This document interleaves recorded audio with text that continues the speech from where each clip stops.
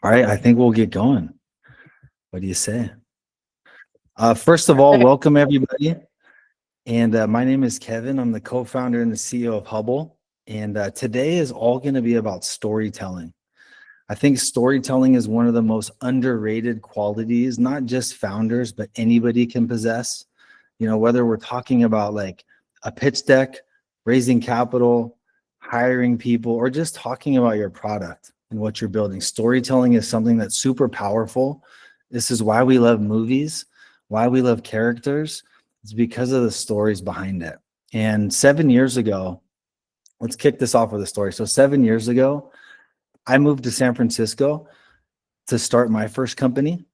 And prior to that, I packed all my stuff in the car. I had no idea what company I was going to start. Packed it in the car, drove up to San Francisco. I just knew that, hey, I wanted to start something. And for 4 years, the way that I kind of got my founder education was reading blogs, talking to other founders, going to events. But often I was just like walking around Soma downtown, like listening to a podcast, learning from other founders and founders' journeys.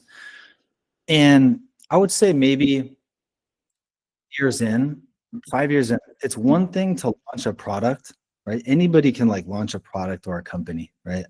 It's a whole nother degree of difficulty to launch a product or a company that people love, that they use, that they come back to, that they pay for, that they tell their friends about, right? Like the degree of difficulty in pulling that off is extremely challenging. And I think out of this developed a lot of empathy from me because I had gone through it. I notoriously, I've told Emily about this. I call this my time in the desert. A lot of founders, first-time founders, even second-time founders, we're kind of in the desert. We're trying to figure it out. We're trying stuff. It's not really working. And I think out of that, being in this place for 5 years, I'm like, you know what? I want to help other founders that are also going through this. I do this, LinkedIn. I start writing on LinkedIn. And I was like, if I can get good at copywriting and telling stories and reaching other founders, maybe I can make an impact. I still have my own company. And every piece of content that I would post was always about education, inspiration, or making a founder laugh. I did this every single day for about 3 months. And then finally, I had a little breakthrough moment. I wrote this post. It's like one of my first viral posts of all time. And it was Uber's first investors and how much their investment is worth at IPO. This thing gets like 12,000 likes. I'm going through the comments. I'm like, who the hell is this guy? He has like 2,000 likes on his comment. Like, who is this guy? I click on his name. I'm like, oh my gosh, this is the guy I just wrote about. He saw my piece of content. He commented on it. So of course, I send him a connection. 2 years go by. We like each other's stuff. I didn't really like talk to him much, but we liked each other's stuff. 2 years go by. During this time, my following is growing as I'm writing. And I'm helping a ton of founders, right? For free at the end of every day. I would get on these Zoom calls and I'm just kind of building this muscle and this memory of like helping other founders, seeing what they're going through, seeing how I can help. And I'm developing this story kind of unintentionally. So when we had this idea for Hubble, I'm only one person. There was like this epiphany one day of like, man, I only have like one unique view on the world, but there's millions of people out there own set of expertise with their own place of where they were born and how they view the world. And there's somebody out there that probably should talk to them, not me. So we're getting ready to launch Hubble's first cohort. And I'm thinking, hey, who would be some great experts that we should have on the platform? This guy, Mike Walsh, is right at the top of the list. First investor in Uber, first investor in Salesforce and Carta.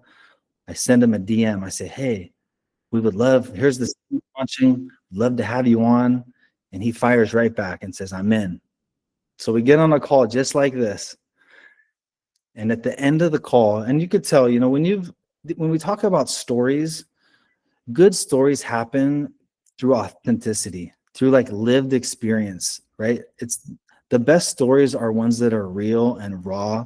And I think he felt this. And at the very end of this onboarding call, it was just like a call, just like this. He asked me the question that any founder wants the investor to ask without you bringing it up. And he's like, are you raising money for this thing? We had raised a little bit of money, but the question kind of caught me off guard. And I was like, I think we might have room for one more investor, maybe. I'll let you know. Right. And I get ready to go to sleep, and I'm laying in my bed. I'm like, Kevin, you're an idiot. Like, this is Uber's first investor. Of course you have room for him to get on your cap table. I devise a plan. I'm going to apologize to him the next day. I'm going to say, hey, we would love to have you. I wake up the next day. I open up LinkedIn. It's like 5:30 in the morning. I have from him, and it's like straight out of Wall Street. He calls me pal. He said, hey, pal, I won in. He ended up wiring a substantial amount of money. A couple hours later, the news of that got out, and all of a sudden, instead of me knocking on all these doors and all these investors saying, oh no, you're too early, we don't want to invest in you, now all of a sudden everybody was like, I went in, and I was getting messages and DMs and emails from VCs. And I think that story sort of underscores, I started by just kind of writing, just kind of telling an authentic story. It didn't have to be perfect. There was a lot, if anyone follows me on LinkedIn, I talk about my mistakes that I've made all the time. And it just took the person and the right person to resonate with that story and see that piece of content. Then 2 years went by, and when I was meeting with him, I think the rawness and the realness of the impact that we're going to have, the community we were building, he kind of saw that dream and he wanted to attach himself to that. So yeah, I just wanted to kick this meeting off with that whole story on kind of how we got here. And we ended up raising $900,000 off of that a day after Hubble launched, but it was really like a 7-year thing in the making that kind of happened overnight. So today is going to be all about storytelling. The longer that I've been where I've realized how important it is. We have 3 incredible ladies, well, 4 because one's going to be moderating, that are all going to touch on different aspects of storytelling, why it's important, how we can use it to our advantage. Yeah, and with that, before I turn it over to Sasha, I just want to say we're going to be running these events once a month. The whole goal of this is we've all been founders. Being a founder, most of the time in the early stages, it sucks. It's hard. This is a place that we can come together, we can share ideas, we can support each other. And that's really about the community that we're building. So thanks for listening to my long story. Hopefully it didn't bore you. And with that, I'm going to turn it over to Sasha. Hi, everyone. Thank you so much for being here. If we haven't met, I'm the head of community at Hubble.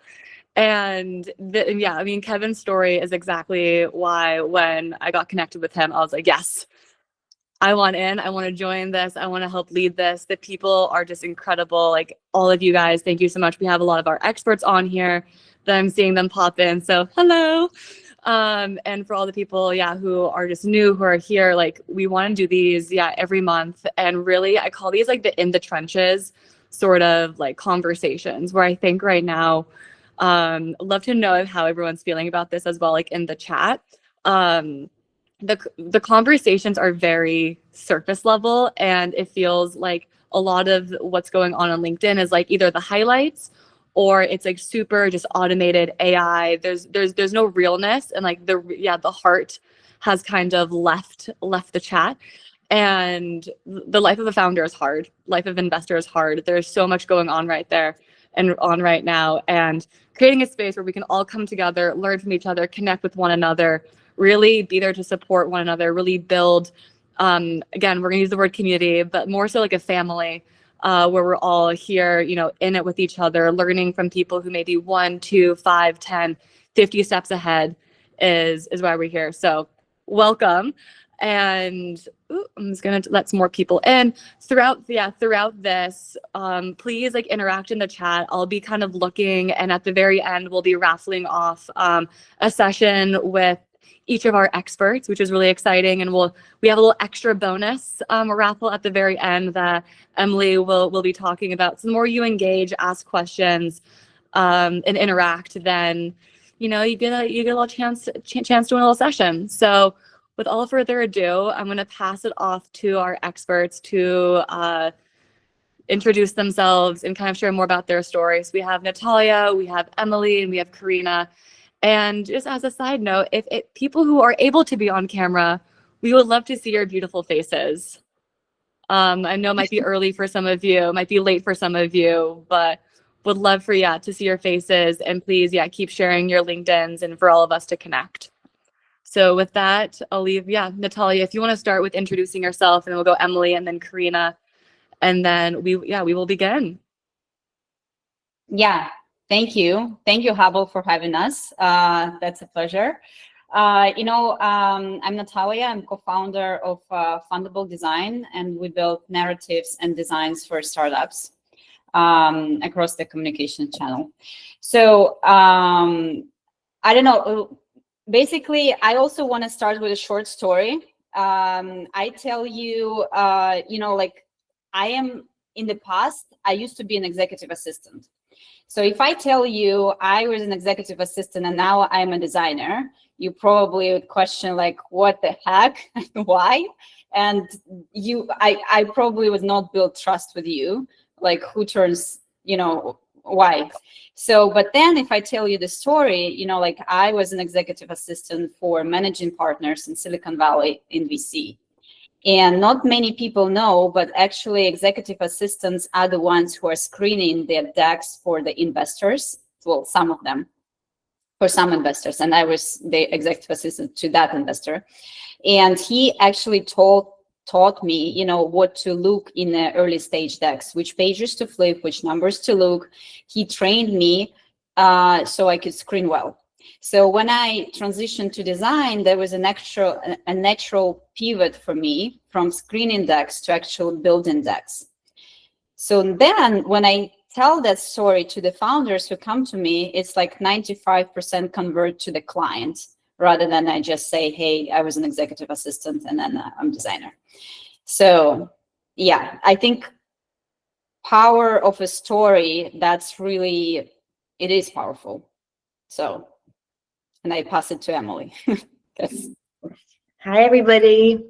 So my name's Emily. I'm a second-time founder, currently living in Italy. My long story short is, for the first half of my career, I've always been in marketing. Started my career working at agencies with brands like Brewdog, Nike, eBay. And then for the last few years, ended up joining a rocket ship about 3 years ago, which was a Series B company headquartered in Singapore. And they were looking to expand their marketing team. So they brought me in originally as a social media manager, but I could really see like there were so many things that the company weren't doing. They had a great traction in Asia. But when I looked at the brand, I was like, this is a brilliant company, but the brand had been built in about 6 weeks. It had a 10-page brand guidelines. And I was like, this brand, if you're going to go international, it's just not going to fly if you go into the US when it comes to like narrative, storytelling, all of these things have been very much rushed to be put together. So that for me was the best experience to come in at a company at the very early stages and have co-founders that were like, if you believe in this, if you're willing to put the neck on the line, you can kind of go and do whatever you want to do, as long as we know it's going to work, right? So within the space of about 3 years, I completely reimagined the brand, started from the ground up, looking at the values, the vision, the mission of the company, introducing new channels. At the time, it was only really doing SEO and like a little bit of social media, but barely anything. So through doing the rebrand, through then going and doing a variety of things of like introducing new channels, looking at events, looking at PR, social, working with creators, all these different things. In the space of 3 years, I really developed this bug of like, right, I feel like I'm like my own little mini founder. We had amazing traction. When I joined, it was probably doing about 2 million. When I left, it was at 45 million. So really learned so much in that experience and got the bug. And I'll never forget flying home from a conference in Australia. And I was like, I've got this burning itch to go and like figure out what's my next path. I knew I was at that point. And I say second-time founder. During COVID, I launched a jewelry brand. I had never done anything with jewelry before. I just got this idea. I'd never built a supply chain, never really built my own brand, learned a ton of stuff, failed a hell of a lot. But again, learned so much about myself of like, if I'm going to go and do something, I know I can figure it out. So then fast forward to where I was before I launched my company that I'm now running, I knew that I had all of this experience. I knew that I could go and figure it out for myself. And I'll never forget flying home from that conference in Australia where I was like, I know it's now my time and I'm going to go and pretty much do some crazy things. I ended up quitting my job, moving to Italy and launching my company, which started out as the Good Marketing Club, which is where I essentially ghostwrite and build founders' personal brands, and then having launched my second offer, which is the Authority Academy. So I feel like I'm very much like just in the beginning, but what I've been able to do in the space of 16 months through the power of LinkedIn, through the power of storytelling, I'm pretty impressed. So I'm really excited when Kevin reached out to me of like, right, I've got this idea. What do you think? I was like, this is a full body yes, because for me, again, I can empathize so much of like the power of stories. Every decision that I've made in my career, someone has helped me either directly or indirectly. It could be a story I've heard through a podcast. It could be an event that I've gone to. The wisdom that we share, we have no idea the impact that it can make. So a real privilege to be here and can't wait to get stuck into all the good stuff.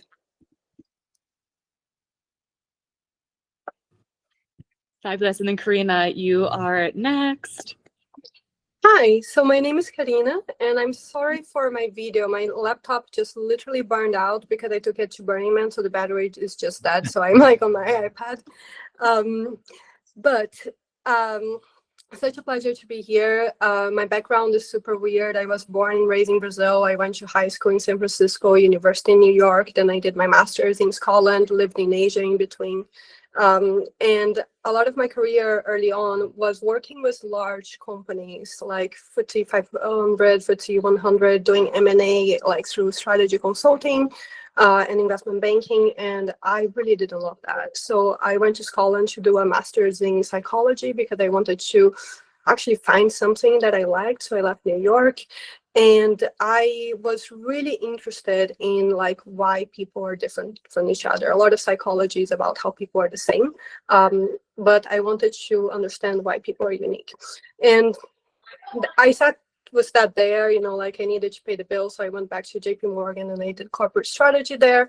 And then Crimson Education actually approached me. They are a unicorn now, but they wanted me to launch the operations across Scotland and Ireland. So I did that, I did well, and then they had an office in the UK and it wasn't doing that well. So then I took it over, it did really well. And then I took over out of Europe and then I became the best performing office within about 6 months. Because what happened is that I took the same product that they had that was targeted more towards the Asian market where they had launched because they were Kiwi and they, like launched upwards and then they were going to the West. And just by changing the narrative of how I introduced the product to the market, I was able to 6x the revenue in like 15 months and then become by far the most profitable region. Like I had, yeah. And with that, I realized the power of storytelling and the power of narrative. So going with my psychology hat, I then just became obsessed with learning psychology, not just from the level of like sales, but actually what make us human, so understanding the neuroscience behind it. And so I applied that to all of my companies. I have had a couple of startups and I went viral with them. With my first startup, I was on Dragon's Den. I actually got funding for a product that didn't even work. And I was able to get so much airtime. I think I have had over 200 million views from like all of the PR that I was able to drive there. Then with my second startup, same thing. And that's when I actually found LinkedIn because I was driving customers through that. I realized that actually being a founder wasn't for me. I much rather help founders build their businesses. And so I have transitioned to helping founders with, their personal brand, but more in terms of like actually growing their company. And so right now I'm an investor. I am getting FINRA license to be able to tell you guys about the investment bank that I'm going to be joining, but I'm also the chief growth officer of Forest, which is a fintech ecosystem that also has a couple of funds. And so I'm deploying capital right now. Incredible. As we can see, we have some, just amazing people here. So just to kind of start off, we're going to be talking about the pitch decks. And if people can either like or whatever, an emoji or in the chat around like if you are a founder and you're currently raising and are currently building a pitch deck, some of your struggles or what you're currently going through, feel free to pop them in the chat. But we're going to start off with Natalia. She is the pitch deck queen. She is the master at the pitch decks. And I'm going to give you the floor and really talk about what a pitch deck actually is and how to leverage it, authenticity and storytelling for VCs, and where founders are overcomplicating their pitch decks and your experience in that space. So take it away. Yeah. Let me start, and then you'll ask me more questions if I forget something. So I often see that storytelling and pitch deck is sort of like living two separate lives. Like I just had a call with the founder this morning, and I said, well, here's your pitch deck, pitch me. Like it was a kind of a discovery call, and they said, pitch me. And he said, okay, but before I pitch, let me give you some prehistory of that. And prehistory is like, okay, I'm a founder, like I have that amazing background. We just launched their, closed the client. We have that traction and the RRR. So it was a good story. But then he said, oh, okay, and now let's go to the pitch. And the pitch starts with, problem, solution, and all of that thing. And I see often that founders are trapped into like they have their story more or less in their head, but then they also have these amazing frameworks that they found on LinkedIn that tell you should tell this or speak about that, or like 15 points to cover in that story, and they try to follow the same flow. I think that's where their mistake is, because yes, on one hand, you have to hit all the points that VCs will ask you in an early stage deck, for example, when they see or somebody screens them for them. But the order really depends on you. And I always advise founders to play their strongest card ahead, like in the beginning. So I don't know, sometimes it's a founder, sometimes it's a founder market fit. Like Kevin, for example, he told a story, he was like a hero on LinkedIn and connecting people and talking to the people. So that was his strength. So I'm sure when he goes with a deck, he would start with him as a founder, his achievements. Sometimes I had a client who I had a startup who had amazing clients. He had Stanford as a client. He had London Stock Exchange as a client. But this slide was somewhere in slide 9. So, well, like investors have only, 20 seconds probably. They open the deck and they need a reason to flip to their at least half of the deck. And they need to understand few things, like will they invest? Is it like in their investment focus, in their check? Or if they don't, like, do they know anyone who invests? So if you don't get that message clear to them in the first slide or two, they probably just gonna close and never come back to you. Or even, which is even more, even worse, it's not even them, but their assistant. So. And speaking on this point, I love like the North Star metric when you send out a pitch deck. If you listen to like even me or Natalia or anybody, if you listen to every single person and say, hey, what do you think about my pitch deck?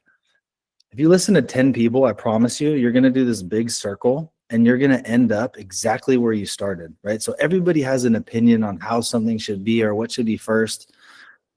The North Star metric for when you send out the pitch deck is not to get a check, right? It's to get a meeting. So if you send it out in cold email, I always love using something called doc send. Some people don't like it. I don't really care what they say.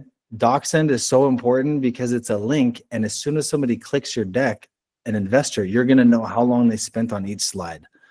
So because of that, you're going to know, like, if they write back, if they've only looked at your deck for 7 seconds, you should probably not even think about them or listen to their feedback. If they spent 3 minutes on it, the feedback that they give you, you should take seriously, right? Because they've taken you seriously. But I think like the pitch deck North Star framework should always be, when I send this out, do VCs write me back? Do they want to meet with me? And if the answer is yes more than no, you're on the right track. If you're getting ghosted consistently, it's a good time to like switch something up, change it up. And I always like to also look at the pitch deck. It's like a movie trailer, right? If you do what everybody else does, this person's looking at like 20 decks in a day. It's going to be like, they're going to be a little tired, right? If you change it up a little bit and you stand out and you have a little story to it and you tell like some sort of narration and you have a little personality, that's going to maybe make them, just like a movie trailer, buy a ticket to the movie, right? Which in this case is the meeting. Yeah. On that point, I want to comment that many founders, they want to include everything in their deck. And then I say, hey, but the investors will not have a reason to call you back, you know, like to invite you to the meeting, because you already opened all the cards. You gave them everything. Basically, you just need to give them enough for them to be curious to learn more and to schedule a call for them. If you send in this in a cold email, or if you even like pitching it at the first Zoom conversation, there should be something. Okay, let's go in a data room. Okay, let's set up a second call with our advisors. Okay, so like there should be something left for them to learn. So that's make a good thing. I wanted to add something here that I say this analogy to founders, and they always laugh, but it's kind of like taking somebody on a date. You're not going to try to like sleep with them as soon as you meet them. So you just like need to be getting them to be interested enough to actually go on a second date with you. And so when you actually have a deck, you should just be giving the highlights of what makes your story compelling, because otherwise you're going to be overwhelming them and they are going to be looking for ways to reject you. So if the more you actually tell them that is unnecessary, the more likely you're going to be increasing your chances of rejection and taking away the reason for them to actually call you back. Yeah. Also, let me touch briefly on the differences on the decks between the different stages. So often, like I have startups who are like pre-seed or even seed, and they come, hey, but we don't have traction. I don't have a Harvard degree, or like, what should I do? So basically, like when it's very early, the VCs, they bet on you, on the team, on the experience that you guys had. And an experience in a way, sort of, how do you see the problem? How differently you see the problem from everyone else, or how it was solved or not solved in the future? How do you envision to make it faster, better, cheaper? So they bet on your unique approach often in that pre-seed. Once you go towards more seed and Series A and Series B and even further, that becomes more of like how you convert in that brand, that promise, your vision. How do you convert it to numbers? How do you prove actually that your model actually worked? So when you pitch for Series A, probably just the founder, just the vision is not enough. You need to show like how you actually work it out. And so what tractions do you have? What kind of numbers do you have? So the more we raise in a series, the more numbers they want to see. So what else I forgot, Sasha? No, that's a great point. For many early stage founders, you want to have some sort of traction, right? Because that's really the difference between talkers and walkers. But I promise you, an early stage investor, when you talk about like your vision and your mission and what the world is going to be like when the company is in its full glory, the right investor will see that vision and they will want to attach themselves to that. Maybe they don't have the time or the resources or they have the money most likely, but maybe that's like something that they're passionate about. And they want to be hanging out with their friends being like, hey, I just backed this portfolio company that's cleaning up the ocean, right? Almost as like a way to brag and say, this is what I'm supporting. And so that vision and that mission, talk about it, be passionate about it, right? Come with energy. A lot of times that's really what's going to hook people. Yeah. And one last point I think I want to make, sometimes when you start the deck with a problem solution, that's also a valid start a lot, but try to pivot this to sort of like a status quo and opportunity for sort of like psychological reasons. We like when you present a problem, the person in front of you will start to argue with this problem straight away in their head. He will say like, why not? As opposed to as we start with the status quo, something is not working, or like people are dying of cancer, whatever, you know, like we all agree to that, then it's easier to convert them into like, okay, the ideal world would be like this. And here we propose our ideal solution that match this ideal world. So you kind of build on that, you know, foundation of trust at the beginning. So can I jump in, Sasha? I think that this topic we have for a little bit later, but it's starts with why. So I don't know how many of you guys have seen Simon Sinek or read him. I really love his TED Talk, Start With Why. There is a shortened version that is only 5 minutes that you can go on Google, like YouTube, and watch it right now. I make everyone that works for me actually watch this, because the thing is that people are going to disagree with you in the way that you're going to solve a problem, the tactics, and that's what a lot of founders focus on. They are so obsessed about the product, they fall in love with the product, and not actually the problem. And so people are going to really, if they believe in your mission, they are going to be willing to give concessions for any of like the how and the what's that you're going to do. So what you need to do, what you need to explain and convey in the deck is that you have a mission that investor is passionate about, and you are the right person to solve it. And they know that you're going to be making mistakes along the way. There's no startup that didn't pivot 100 times. And so what you need to convey is like, my mission is important, you're going to be aligned, and I am the person that is actually able to be having the energy and the ability to make this work, not that your product is actually finished. Yeah. I love that. There was a question that I saw in here around, and I think, Natalia, what are some of the like most unique tactics that you've seen really differentiate someone in like in a pitch deck? Unique tactics. Well, I think just be flexible on terms of like how you start the deck, and start with your strongest card. Don't be like super narrowed into like, we have to start with problem solution. Just as this morning guy, he had an amazing story, but he, for his deck, for some reason, he had to start with problem solution. Just take it away. You keep those framework checks that you need to check in your head, but the order doesn't matter. Play your strongest card at the beginning, and then try to make, if we go to design, let's say, try to make every slide having a face. So they should look at the slide and they should understand, okay, do you show the timeline? Is it the ear here? Is it the funnel? Like, what is it like about the problem, or is it about solution? So something, when you do slides, like text on the left, picture on the right, and then 20 slides like this, they just like all mesh together in the brain. So try to think of the audience and see like, how will they see what's going on here? Like, what's the core message?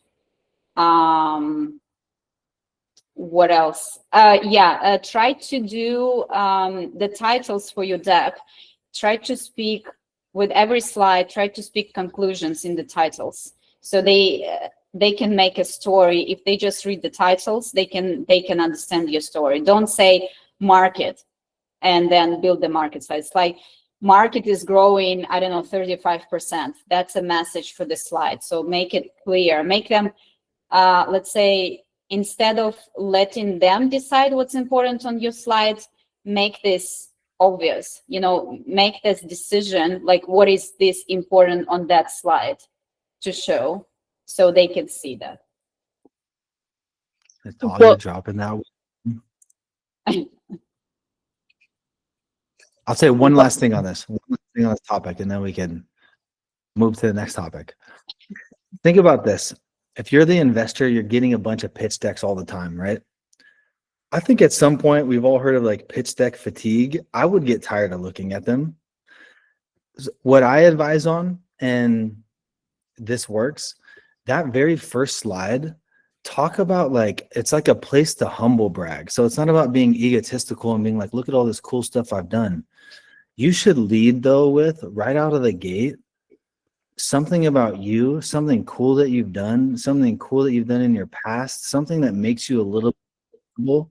Because what's going to end up happening is after the investor reads that, the balance of power has now shifted, and you are now the expert, or you are now the kind of person in charge on the topic that's going to cover the next 9 or 10 slides. So I would just add that moment, but some incredible tidbits that you just dropped there, Natalia. That was awesome. Thank you. I think we'll have one more. I've seen a few people ask this question, so I want to bring it in here. How would you weave your personal story arc with the product and the business if it's quite, it solves a lot of different problems and it's like very interconnected? Yeah, I often get this thing that we're building something really complex, and we build in this and that and 10 other features. So from there, even like, I don't know, it's both from storytelling perspective and from VC perspective. They want to see the focus at the very beginning. They want to see you're super focused on a very tiny something, like solve something like a part of the problem, be good at that. And then the potential, how you can scale from that. When Superhuman got around, like everyone knows Superhuman, I don't know, probably. They launched their Superhuman just on desktop, and they say that's the best Gmail, operator on your desktop. They didn't have mobile. They didn't have all the other desktops. They just like launched with their, one single thing, and they mastered that. They got clients on that, and then they scaled to something bigger. So the investors of early stage, they will run away, far, far away, if they see you're building 10 different features. So focus on one, but show them how this one can scale to a huge, universe after you master that one. Can I add something to this? Because I completely agree with you, Natalia. And the thing is that if you just logically think about risk, so one startup getting one product right, making it more profitable than it actually costs, is already hard enough. So now when you go with multiple features attacking multiple markets, the investors are just looking at you and seeing like an exponentially larger risk. So every time that you're trying to solve a new problem, they are going to be like, why are you the right person to solve this? Why are you solving this? Why are you solving that and that? So it actually makes you seem immature and not a good operator if you are arrogant enough to think that you can solve not just one problem, but solve a bunch of problems in markets that you may not even have been part of. Amazing. And we'll take questions at the very end. So like write down your question if you have one. I see Timo. Yeah, you're raising your hand. We'll do questions at the very end. And I'd put a little message in the chat. All of our experts are on Hubble. So if you have very specific questions for like your deck and for your story, you can book them on Hubble. Or ooh, the lights are coming on. We'll move into Karina, I think, or we'll talk. Yeah, we move to Karina. I do want to talk more about the authenticity and the authority and the virality, and we'll move into Emily kind of capturing it all off on the founder-led brand.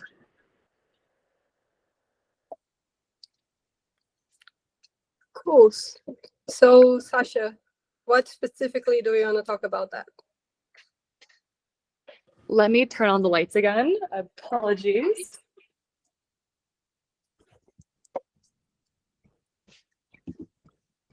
Lights are not coming on. I would love to hear your story around the Dragon's Den, building viral products, really building based on the story.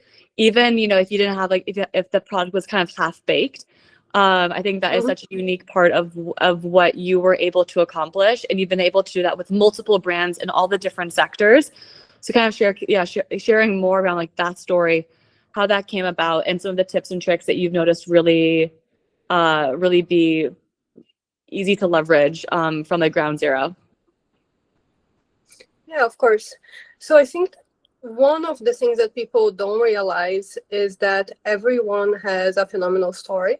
You just haven't actually looked at yourself from the lens of pulling that out and creating coherence.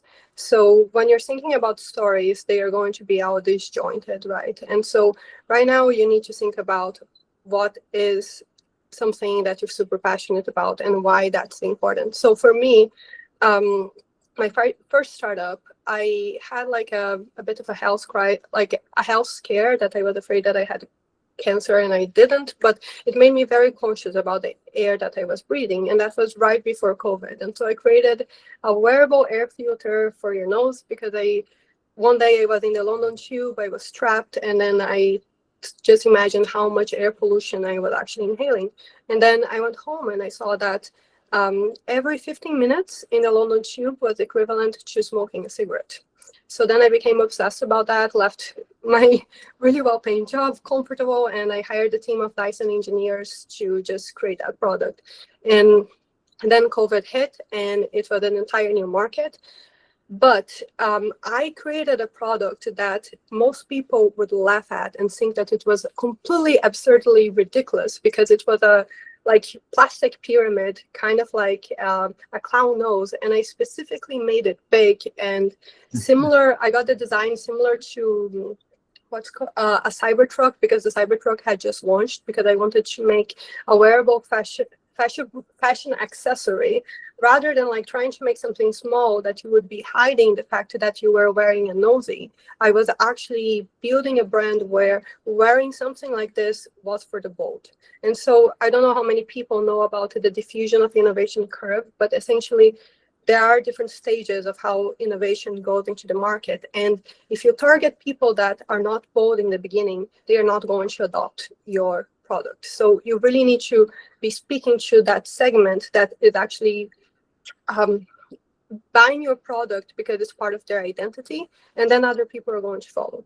So what I did was like a 5K budget was that I hired models, made this very professional photo shoot and beautiful, and then I got nosy into the Stylist magazine. So now we were actually the fashion product of the summer, even though it was a giant like plastic nose. And then, you know, from one PR to the other, and the Dragons Den called me. They asked me to come on board. And I got funding there, even though my product wasn't actually working because everything from China, like the manufacturings, were closed down. And so I couldn't actually make it. And I had 3D printed samples, and it was like falling off the dragons' faces, and it was completely absurd. And I still got funding because they believed in the idea and what I sold to them. And I was able to get extra time because when I came into the Dragon's Den show, I just looked at all of the dragons and I said, one of you guys is going to die because of air pollution. And they were just like, what the fuck? And so that clip of me telling the dragons that they were going to die because 1 in 5 people will die because of air pollution became viral as well. Because now I'm getting out of this extra commercial because I said something so bold. And when I look back, I'm like, Karina, what did you do? Like, how could you possibly have had the courage to do this? But when you are able to get out of your comfort zone and create something that is completely memorable, people are going to gravitate towards that. And at the time I had the death threat, so like Alex Jones made a piece about me, and so the very right-wing Christians were thinking that I was like going against God's like sacred design of the human body. And so, which I thought it was quite funny because the Christians were the ones that were trying to give me death threats, so I thought it was actually against being being Christian. But it was a wild ride, and from that I realized that as long as you're able to talk to people's like animal self and get a reaction, you are going to become memorable. And so I advise founders to be able to like really leverage their personal story and stand out in how they communicate on the deck. So personally, I always care a lot about how I dress, especially when I go into conferences. Like on the day-to-day, I just dress as like a black or white shirt. But when I go to conferences, I put a lot of effort to stand out, because I know that if I stand out, people that also see the signals, see the effort that I put, are going to come to me and they are going to network. So I actually never network with anyone. The people come to me, and I am able to build these relationships because people are reading out these little signals. We make decisions on whether we like someone in 100 milliseconds. So everything that you curate about yourself, about your deck, is saying something about you. So personally, when I see a deck that looks like sloppy, it says to me that that person is sloppy. If you cannot take the time to make something impressive when you have a chance, what does it say to me about your work ethic and everything that you're going to do afterwards? So I know that presentation can seem superficial, but is a way for you to actually build signal. And that is something that is not just about your deck, but is also about your product. I'd love to add to that. Oh, go for it, Emily. I love what you've said there, Karina, because I always think, like, when people talk about positioning, we think that positioning is just the words, but positioning is how you come across, what you wear, how you want people to react when you show up, whether that's through the stories that you share or how you appear in real life. And also, just to add to that, a part around the storytelling piece that you said, something that I see all too often, it's probably the number one challenge that my clients share with me, is like, they just don't think that they have an interesting story. But I've never heard someone's story and not been impressed, or been able to see some of like the most powerful parts of their story that deserve airtime. So to add to that, around like, everybody has a powerful origin story, but not enough people are sharing that consistently. So just, if anybody is thinking about like whether they have a good enough story or not, like, try going back to the very beginning of like where you started and where you are now, looking at the moments that shaped you, your highs, your lows, your messy moments. That's where you start to see where your point of view is being shaped. That's where you start to really carve out what is your origin story. And it's typically when you look at like the struggles that you've been through, the breakthroughs that you've gone through as well, and like the guide that helped you. And so when you can distill that origin story, like, keep sharing that repetitively, because that is the secret sauce that is going to help you attract talent. It's going to help you attract your community. It's going to help you attract your customers. And so I think that's probably one of the most underrated aspect of like business building in general at the moment, but it's your number one most competitive advantage. 100%. I think there's something really interesting. I saw Karina post on LinkedIn that I'd love, Karina, for you to go into, is like the hero versus the villain story. And I'd love for you to go into that. And I think a lot of people would benefit from it. Yeah, so it's actually posted is up today. So when you look at movies, you're going to see that the hero and the villain have the exact same backstory. So they have been hurt by the world, and then the villain gets angry about it, and the hero, gets empowered by it. So what is really interesting about that is that we all have things that have shaped us, but how you actually react to them and how you catalyze that into your life is what is really meaningful. So when you are trying to decide if you're going to bet on a founder, you want to know that they are resilient. And I think that everyone here can have a story of resiliency. And if you're not there yet, is also something that is a practice that you want to build.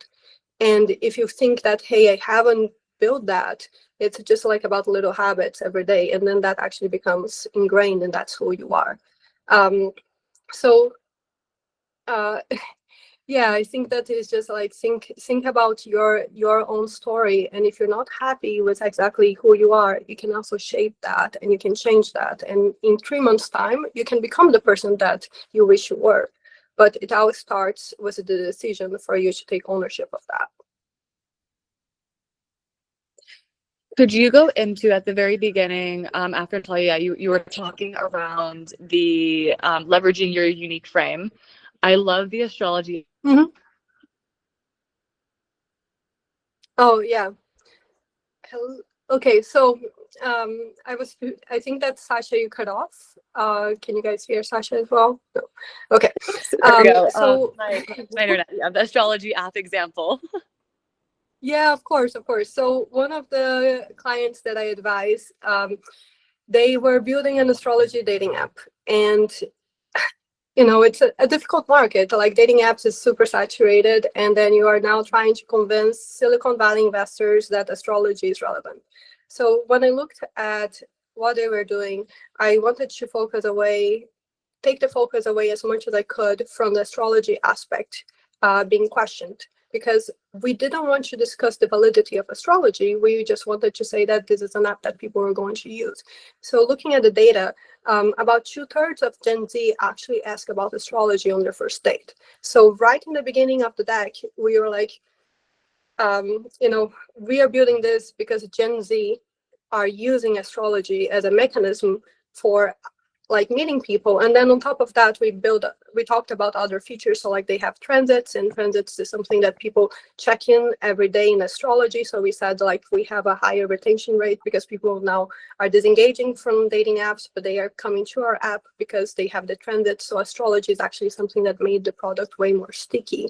And so all of the things that would become objections for an investor, we've reframed them as something that would be an opportunity. And anyone can do that with your current product right now. And so what you can think about your startup is think about all of the major objections that you have. And if you make that list and you think like, okay, how can I transform this objection to a plus? It's super simple, and you now have ChatGPT, which makes it so much easier. I love that example. And I think it's so tangible for people to actually see that you don't have to have, an incredible story or anything like that. It's literally just moving statistics in a small way that can really, change the shape of your company and the investment process. Well, I want to kind of pivot into Emily and kind of really pick off, with where you were talking around like how can all the people here really leverage their story? How can they start sharing their story in a way that's, non-cringy? So I think everyone is always talking about LinkedIn and kind of navigating that cringiness. But, if someone was starting from like ground zero, fresh, talking about their product, how would you advise them? Sure. So I'd love to understand, first of all, how many of you guys are actively building your brands on LinkedIn at the moment? You can give a little shout out. Yes, perfect.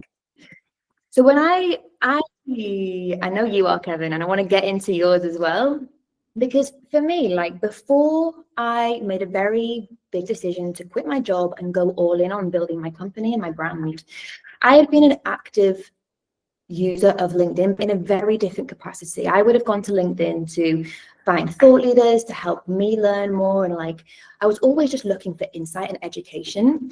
And then when I just decided to quit my job and build my company, I took a very vulnerable route from day one to build in public, to set my intentions, to tell the world this is what I'm building, and inviting people to come and participate without really knowing what I was doing, to be honest. And it is a different mindset when you are actively participating and passively engaging in LinkedIn versus when you're actually building.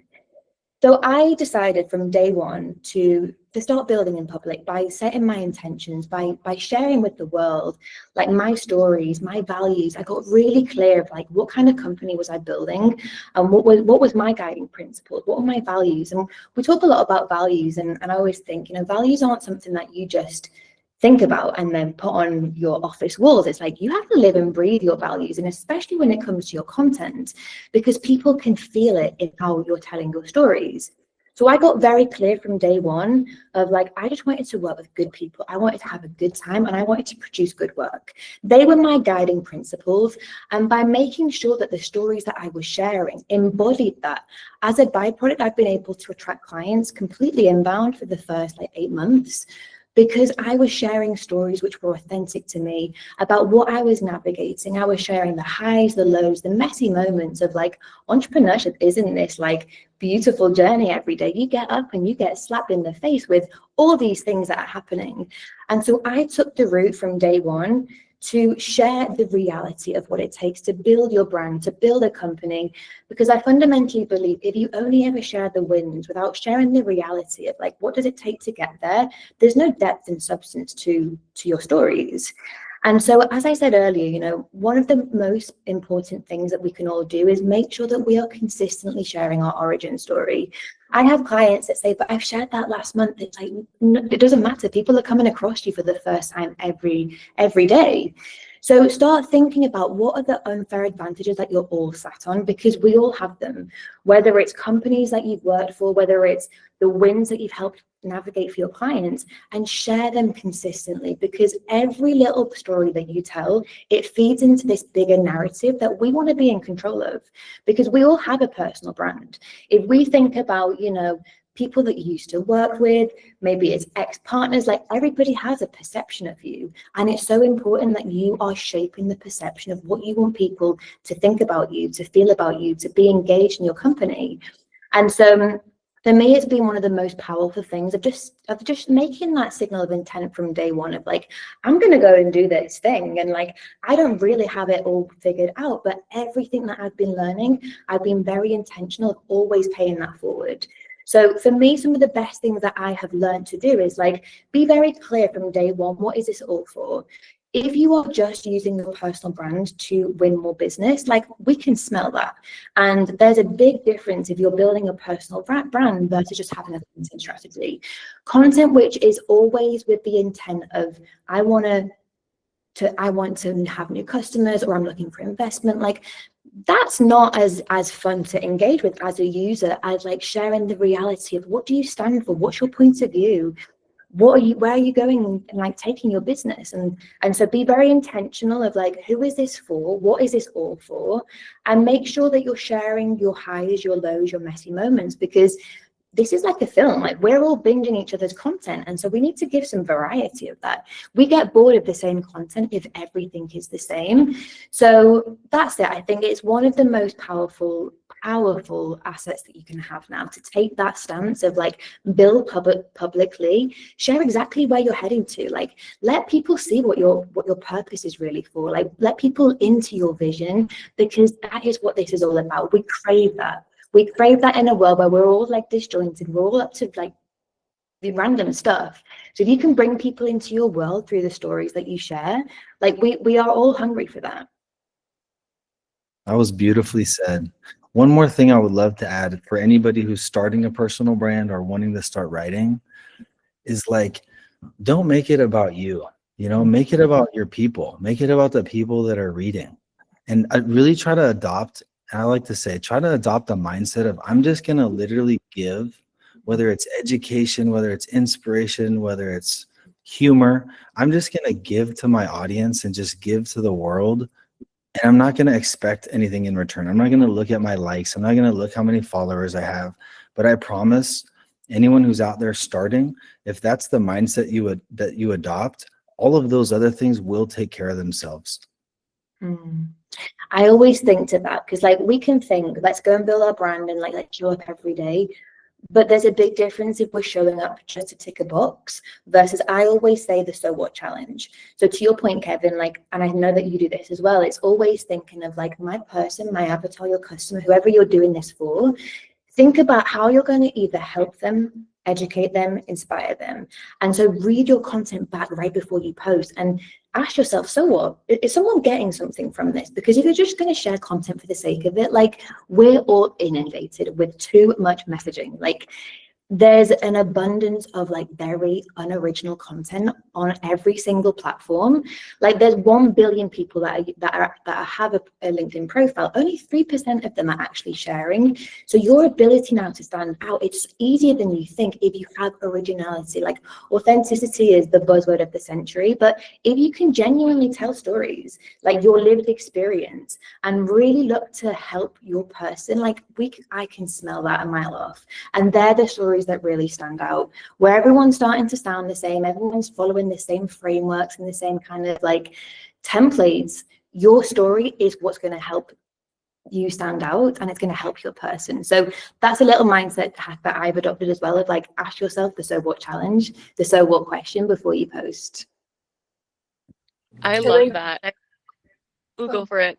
Could I just jump in as well? So one of the things that can be really frustrating when you're starting on LinkedIn is that the algorithm has ways that it works, and sometimes you just don't know how to post in a template that actually is easy for people to absorb that content. So I would like to add to what Emily shared, which is super beautiful, that you need to be able to tell your story in a way that is engaging for people. So right now, there are so many resources out there that you can see, like how to make a hook and like how to structure your posts. Because again, going back to just like the animal underneath us, if there is a bunch of text and it's hard for somebody to understand, and the point of your story is going to be right in the bottom, people are just going to miss it. And it's not because your story is not relevant, it's just that you haven't digested your story for consumption on the platform. So don't get discouraged if you posted your story and it hasn't resonated. Chances are is that you haven't created the story in a way that is actually easy to be absorbing in the platform. And there are resources for that, and people in the platform Hubble that can potentially help us that as well. And really quickly about that, as we tell our stories, they're not supposed to resonate with everybody, right? Like, we're going to be real, we're going to be authentic, and the right people will connect with it. The other people, it doesn't matter. It's not about connecting with every single person. It's not about having every single person like us. It's about being true to ourselves, getting our voice out there, getting our views on the world, and attracting the same people that think like we do. I love that. And to add to that, like that exact rule is when I started to see momentum. Like to begin with, I was trying to speak to everyone. You're trying to be liked, but when you can double down and know that this is for a certain group of people, like the 80-20 principle really comes into its own here, where your aim is not to be liked by 100% of people. You want to speak so clearly to that 20%, so that even if the 80% don't like you, they scroll past you, or they're actively like, this person's crazy, that 20% is going to advocate for you so hard that it really outshadows everything else. That's where you build your advocacy. It's where you build momentum. And when I started getting more clear of like, this is my point of view, and this probably is going to piss off a lot of people, like they're usually the stories that do the best, because I know that my 20%, they're going to get this so much. And I can always tell when a post has done well. It's like, when someone DMs me afterwards and they're like, I just needed to read this today, I needed to hit that. That's what I mean when I say, like, get so clear about what this is all for and your person, because we're here to serve, we're here to help, we're here to educate, and we're not here to educate everyone. And think about one of the greatest companies in the world, right? Apple. Remember that iconic ad they did, the crazy ones? Like the narration of the story was like, here's who the crazy ones, the misfits, the rebels, the troublemakers, the round pegs in a square hole, right? Like that's who they were talking to. They weren't talking to everybody. And that's one of the most iconic commercials that I still remember to this day. 100%. I love that. Thank you all for being here, for being. I think we'll open it up for questions, because I know quite a few have some questions. I want to leave time just for like 5 or so questions that you can get answers on. I know Timo, you had one, so we can unmute for this one, just so you have a little bit more conversation. So Timo, go ahead. I think you can unmute yourself. Perfect. Thank you for having me. And thank you for the wonderful kind of was very inspirational. I think I have learned a lot of stuff. So my question was related back then, but I don't want to pitch at this moment. Just for record, I understand that the rationale behind focusing on a single vertical was related that we should focus on one particular problem, right? And be very clear with the go-to-market. It's much easier to communicate and measure. But for instance, what we have done a systematic approach, which is the outcome of 10 years of research, which is a kind of new operating system, which is modeled after the human body. And the challenge actually we have addressed solvers with our infrastructure operating system, solving 50 plus problems at once. So my question is now, would you narrow it down to a single organ, let's say, or invest in the body that keeps them all alive? So it's a real problem because it's what it is. We have invested the last 10 years actually in the operating system is the outcome of what it is. So how we transfer this message? Yeah, I would say, I don't know, should I? I guess I should respond. Yeah, you. So what you've built before, so that's your credibility, your story, how you got to that product today. And that product today, as I understand, solves like, okay, that's a human body and it solves like many problems in human body. And you don't want to. So it's actually, ultimately, we go as a go-to-market is an operating system like Microsoft or iOS, but we have taken the human body as a concept. On a sovereignty. So your problem that we focus in is a human body. Like I had, for example, this. I had a startup for radiologists. So he built a platform, a co-pilot for radiologists. So you basically build. So it was also sort of like an operating system. So you say, okay, we have this credible past. We've made a research. Like that's a ton of stuff we've done to get to this operating system for, I don't know, human body, let's say. For and everything. you do not go like, okay, you show there some maybe examples what it could solve, but you don't go into detail of of every feature, that's every minor feature that it could solve. Like choose, I don't know, 2 or 3 of them that major that will solve, I don't know, you are like you potentially I don't know. AI adoption, hot topics in the market. AI adoption in Europe, for instance. We bring a sovereign alternative to Palantir currently to market. We sell it to governments, we sell it to defense companies. Super hot topic, right? So sovereignty in Europe is. Yeah, but I mean, if you sell it to governments, if you sell it to corporations, it's all different go-to-markets, right? So you will have to choose one and double down on that, because if you choose all 3, then it's going to be as Arina said, it's going to require, like 3 different teams, and you don't want to do that. Yeah. So Timo, I wanted, Natalia, it was beautiful what you said, and I wanted to jump in there. It's not that your product cannot solve multiple needs. Like if you think about Amazon, they started with books, and now that same model can scale to a bunch of other stuff. It's just that I want you to be able to produce revenue in one stream before you go into others. So the way that I would approach something like that would be, see what is the easiest way for you to be getting people to pay for your product and using them. And really double down on that market channel. And that's what you focus on in your deck. You say like, hey, we have dominated this channel, and then we can expand to others. So you don't need to constrain the product. You just need to constrain the execution. Okay, thank you very much.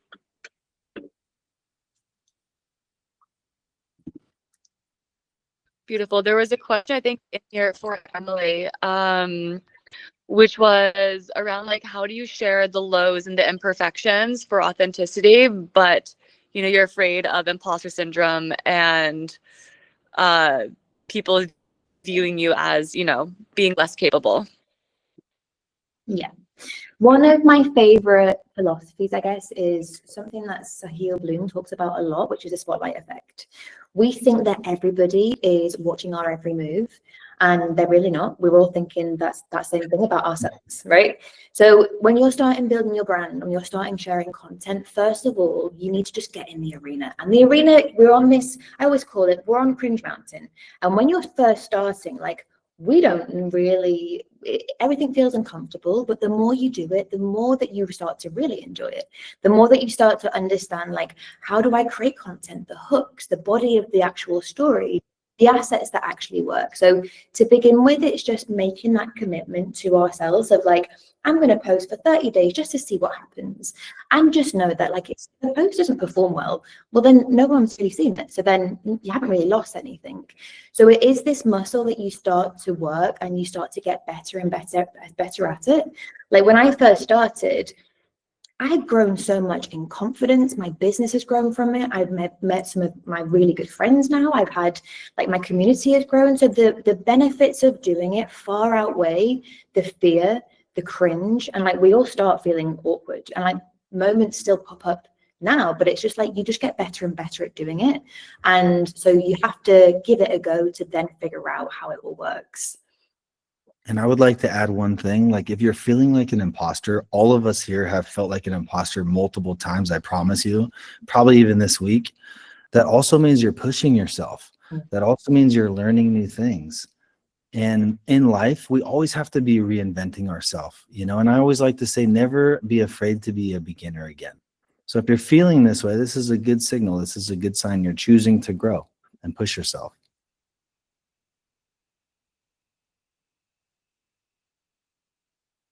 Robin, go for it. I think you have to put yourself on mute or off of mute.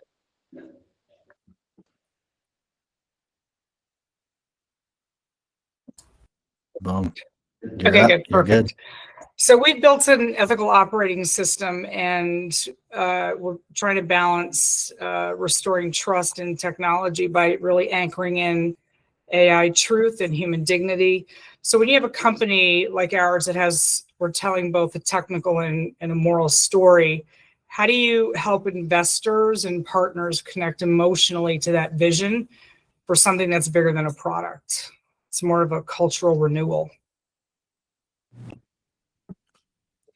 Cultural renewal. What do you like? How will it change the world? Like how will it change the current status quo? You know, something is built the way it is, and it's painful for other people. So how it will change it?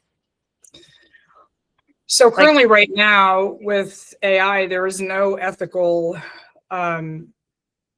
undercurrent or anything layered in the stack. So it's like the wild, wild west. Mm-hmm. And it's dying every day. There is morality is constantly in question. And so the ethical operating system that we've built would get layered into the technology stack.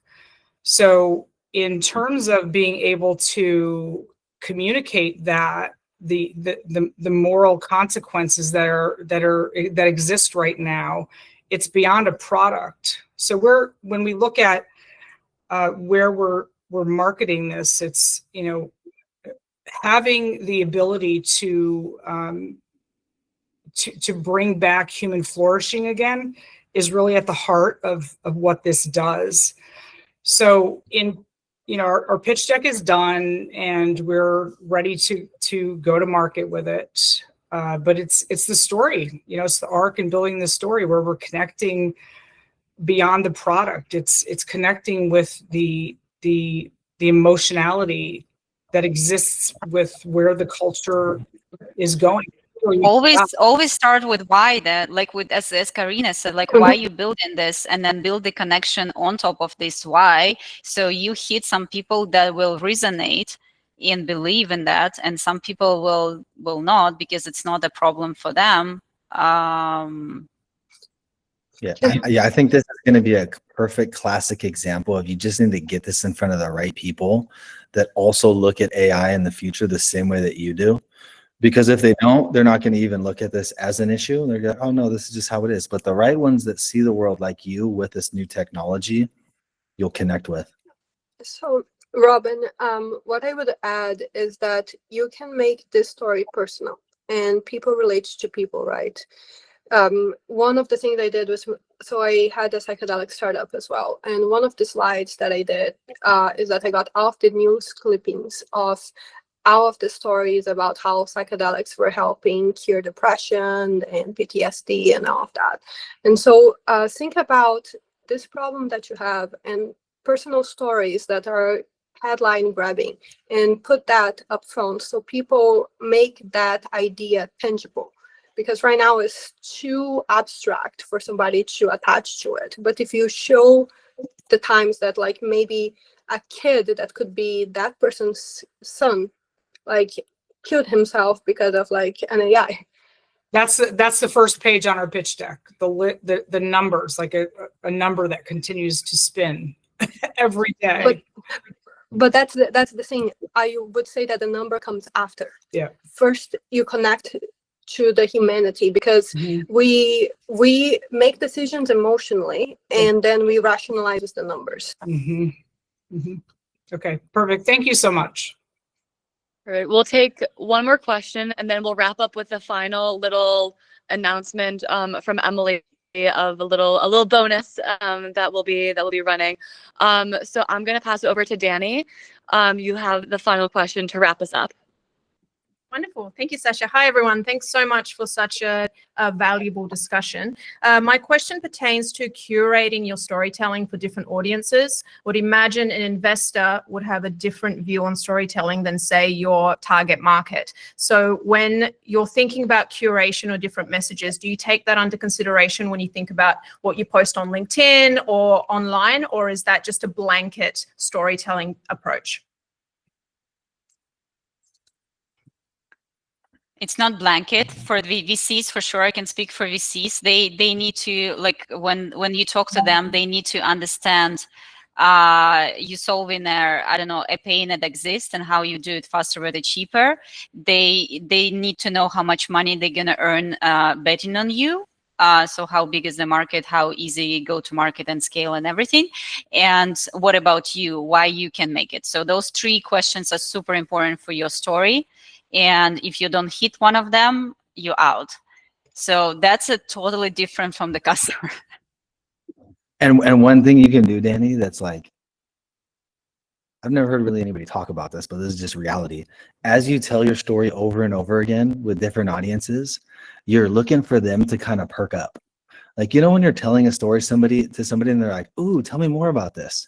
Well, that's a good signal that you're going to tell that piece of the story all the time for that sort of subset of person because it's interesting. So I think the more you talk about it, the more you pitch VCs or customers, look for those aha moments where people seem to be extra engaged and interested and curious, and make that part of that story with that subset of person. Awesome. That's a great tip. Thank you very much, Kevin. Danny, what I wanted to add is that your story is still coherent. So you can have one story and you just choose to share different aspects of that same story to a different audience. So it's not about having something completely different. It's just about what do you emphasize in each conversation. Wonderful. Thank you. Amazing. Well, thank you all for coming. This was the first of many. So we're just really excited that people showed up. Honestly, whenever you put on an event, it's always someone going to come. So the fact that we had like over, I think 70, 80 people plus live today was unreal. So thank you all for your energy and for your questions and for being active. We have our winners, which I'll put in the chat in just a minute, and we'll be sending out an email connecting you guys with the correct expert. But as a little bonus, Emily, we'll pass over to Emily. And so basically what we're going to be doing is, if you guys in the next 24 to 48 hours post a little photo from the session or a photo and like a takeaway on LinkedIn, we'll be passing out a slot into Emily's new personal brand 30-day accelerator, which we'll talk about in a second. This is one, as a way to say thank you guys for being part of this and to help one of you guys with your personal brand, and a way for us to get Hubble out into the world and into the different networks. So if you post either a photo of like this chat with your takeaways, biggest lessons, you'll be entered, and we'll get back to you by the end of the week with the winner of that. So Emily, I'm gonna give it to you. Take it away. Awesome. So I'm running a challenge in November, which is going to be around how to post online for 30 days. So we were saying before, like, we need to work up that muscle just to kind of to figure out, like, what's our story? How do we show up? What are the different angles and perspectives that we can start sharing that help us build our brand, that help us build our community? So I'm running a 30-day challenge. And for me, if I look back at some of the best founder stories that I know, they started with a commitment just to start showing up online. And out of that, mad opportunities, mad new businesses. One of my favorite entrepreneurs is Stephen Bartlett. Like him or loathe him, how he started was by making a commitment for 3 months to post every day on Twitter, and then he was repurposing these inspirational quotes onto his Instagram. From that has now built an insane empire through starting as a social media agency, now being a Dragon's Den shark, multiple time investor and entrepreneur, all started from that commitment to start building his personal brand. And that's just one of many stories. So I'm running a 30-day challenge where I will help you dig into your origin story, to start sharing your point of view, really understanding what your point of view is all about, what this is all for. So you'll have 30 days of prompt videos from me and worksheets where I'm going to help you set yourself up for success. So like Sasha says, whoever gets this, it's worth about $2,000, and it could be really transformative for your business. And we'll be sending out an email with like all with everyone's LinkedIn links, their Hubble links, all the things. So on Hubble and on LinkedIn.